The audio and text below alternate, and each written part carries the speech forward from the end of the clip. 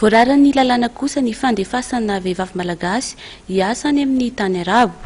Na dia eo aza nefa izany fandrarana izany dia mbola misy ihany ireo olona mandefa olona tsokotsoko hiasa any amin'ity toerana ity, ka telo no voasambotra ny polisy misahana izany ary natolotra ny fampanohavana androany niaraka tamin'ireo vehivavy 10 saika alefa tany amin'ny tany Koweït.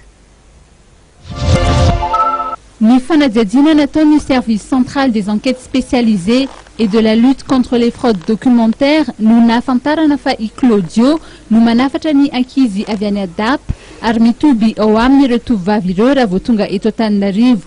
Ny fitomboka osika izay hita tao an-trano indray dia ampiasaina anamboarana certificat de travail centre izay milaza fa alefa hiasa any Maurice ireto tovovavy ireto mba anamorana ny fahazahoan'ny passeport. Le tovovavy 10 ireo zany dia efa miandry fotsiny ny fiaingana. Rehefa savaina ny tranon'ny Claudio dia nahitana fitomboka amin'ny ambasadintsika any Maurice osoka.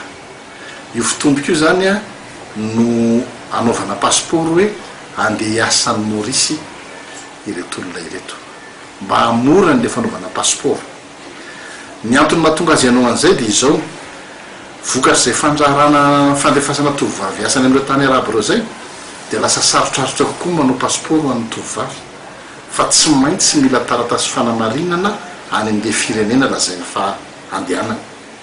Ohatra hoe milaza izy andeha ho an'ny Maurice dia tsy maintsy mila taratasy fanamarinana fa andeha ho an'ny Maurice marina izy, satria ny antony misy milaza fa andeha ho an'ny Maurice dia ao no miampita makany Koweït, misy milaza fa andeha ho an'ny Seychelles dia ao no miampita makany Koweït. Araka ny fanadihadiana ihany dia mandoa enimety sy rétablissement ariary amin'ny Claudio ireo tovovavy izay mikasa ny andeha ary ity farany no mikarakara ny taratasy rehetra andehanana.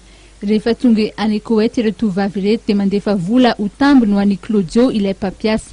Mariana moa fa efa nisy ny raharaha fandefasana tovovavy hiasany Koweït toy izao izay nahavoatontonona ity Claudio ity ary efa nisy délégation judiciaire avy amin'ny fitsarana manenjika azy izao tratra izao.